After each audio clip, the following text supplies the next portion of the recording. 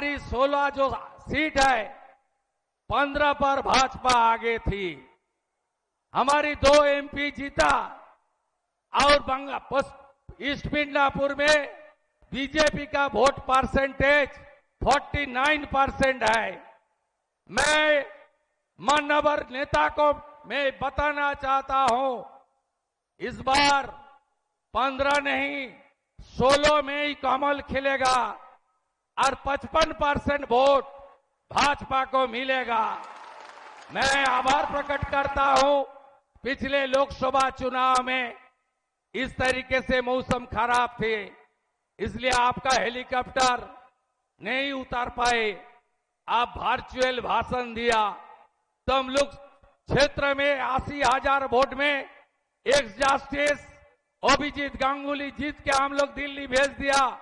50,000 vote से सौमेंदु अधिकारी को चुनाव जीता के हम लोग पार्लियामेंट भेज दिया। इस बार आप हम सबको आशीर्वाद देने के लिए आप स्वयं आया है, इसलिए इस बार आपको 16 सीट हम लोग देगा।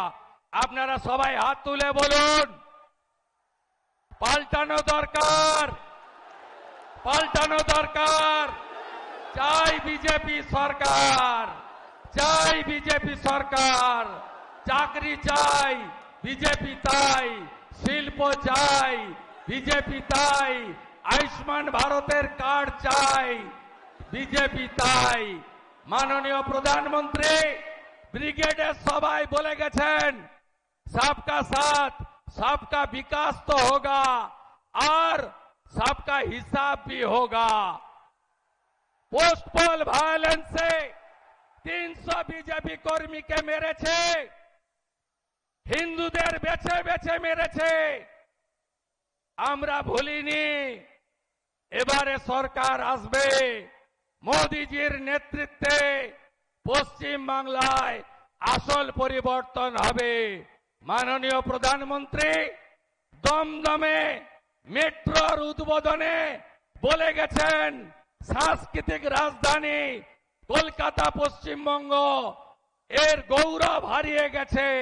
বিজেপিকে আনুন, শিল্প শিক্ষা সংস্কৃতিতে বাংলার গৌরব আমরা ফেরাবো। গ্যারেন্টারের নাম নরেন্দ্র দামোদর দাস মোদী। আমরা জিতবো, আমরা জিতবো। আর মাননীয় মোদীজি, বিজেপির রাষ্ট্রীয় অধ্যক্ষ নীতিন নবীনজি আমাকে বলেছেন নন্দীগ্রামে তো তোমাকে জিততেই হবে, আর ভবানীপুরে মুখ্যমন্ত্রীকে আবার হারাতে হবে। আমি আপনার আশীর্বাদ চাই। আপনি যে দায়িত্ব দিয়েছেন আমি ভবানীপুরেও করে দেখাবো। আপনি নিশ্চিন্ত থাকুন, আমার নেতা নরেন্দ্র মোদীজি। সবাই ভালো থাকুন। ভারত মাতা কি জয়, জয় শ্রী রাম।